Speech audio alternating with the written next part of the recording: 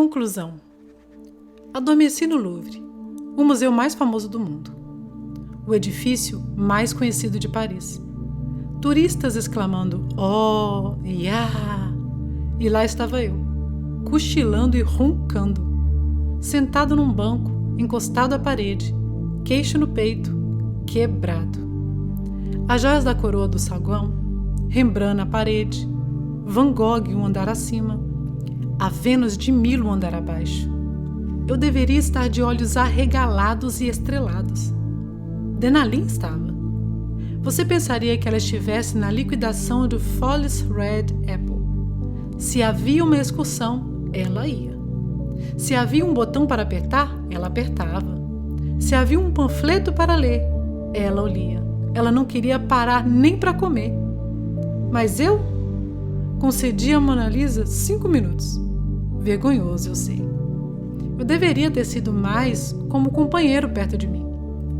Quando dormitei involuntariamente, ele estava trespassado sobre a versão de uma flor do artista Dutch, do século XVII. Quando acordei, o sujeito ainda estava pasmado. Fechei os olhos novamente. Quando os abri, ele ainda não se movera. Inclinei-me para ele e tentei parecer reflexivo.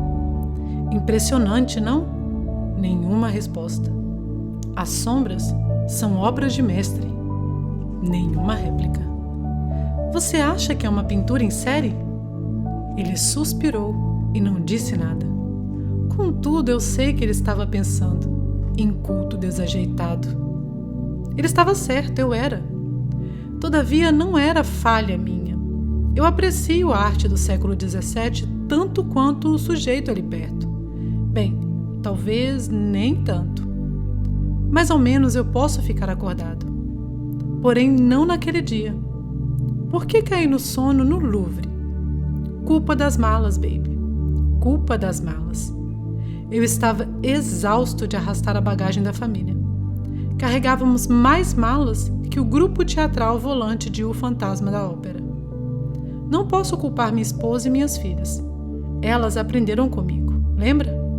Eu sou aquele que viaja preparado para um casamento subaquático e um torneio de boliche. Já é mal o suficiente para uma pessoa viajar assim, mas 5? Esgotará você. Você acha que nunca vou aprender a viajar sem bagagem? Sabe de uma coisa? Vamos fazer um pacto. Eu reduzo as sacolas de couro e nós dois reduzimos as emocionais. Afinal, uma coisa é cochilar no Louvre, outra é cochilar na vida. Podemos, você sabe. Não habitamos na galeria de nosso Deus? Não é o céu a sua tenda e a humanidade a sua obra-prima? Não vivemos cercado de obras de arte? Pores do sol incandescentes, ondas encapeladas. E não é a alma o seu estúdio? O nascimento do amor, o legado da graça? Por toda parte à nossa volta, milagres espocam como pirilampos. Almas são tocadas, corações são mudados. E... deixamos passar. Dormimos enquanto acontecia. Não podemos evitar. É duro viver arrastando atrás as culpas de ontem. Este saco de estopa cheio de preocupação deixa meu pescoço em um laço. O temor da morte é suficiente para quebrar as costas. É também suficiente para fazer você perder a magia da vida. Muitos a perderam a cada domingo. Pessoas boas, bem intencionadas, sentadas na igreja, lutando para manter os olhos. Se não os da face, ao menos os do coração, abertos. E o que perdemos? Perdemos Deus fendendo os céus para ouvir-nos cantar. Não devíamos estar esticados para o céu, na ponta dos pés em nossos bancos? O que perdemos? Deus está reunindo-nos em comunhão. Não deveríamos estar distribuindo juntamente com o pão e o vinho, sais voláteis para despertar-nos uns aos outros de nossos desmaios de pavor? O que perdemos? A palavra de Deus. Não deveríamos segurá-la como nitroglicerina? Ou não deveríamos estar de olhos abertos? Deveríamos, mas na última semana arrastamos pela cidade aquele baú de descontentamento. E além disso, não pudemos dormir na noite anterior. Ficamos rolando nossa sacola de lona de desapontamentos. Então desembaracemo-nos de nossas bagagens. De uma vez por todas, entreguemos a Ele as nossas cargas. Vamos pegá-lo em sua palavra. Vinde a mim todos os que estáis cansados e oprimidos, e eu vos aliviarei. Mateus 11, 28. Descansar da carga de um Deus pequeno. Por quê? Porque achei o Senhor. Descansar de fazer as coisas do meu modo. Por quê? Porque o Senhor é o meu pastor. Descansar das necessidades infindáveis.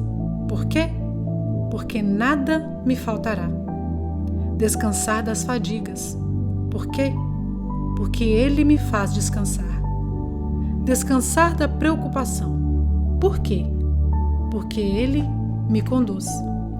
Descansar do desespero. Por quê? Porque Ele refrigera a minha alma. Descansar da culpa. Por quê? Porque Ele me guia pela vereda da justiça. Descansar da arrogância. Por quê? Por amor do seu nome. Descansar do vale da morte.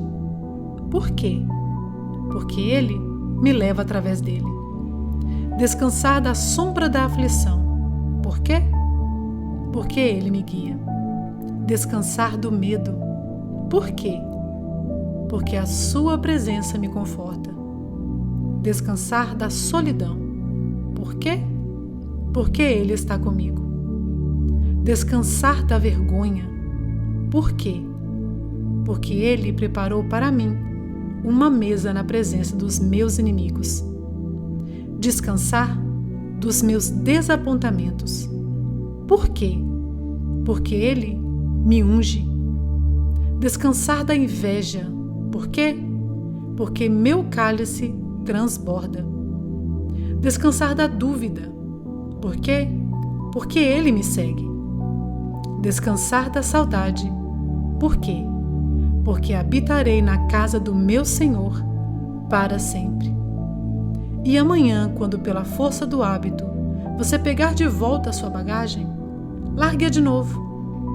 Deponha outra vez e novamente, até aquele doce dia em que você descobrirá que não a está pegando de volta. E naquele dia, quando você sentir a carga suspensa, quando houver dado um passo no sentido de viajar sem bagagem, quando tiver energia para ponderar sobre os mistérios da vida, faça-me um favor.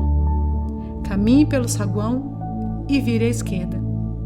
Espere a sua vez atrás das cordas vermelhas. Dê uma boa e longa olhada na Mona Lisa e diga-me, o que há de especial nela, afinal?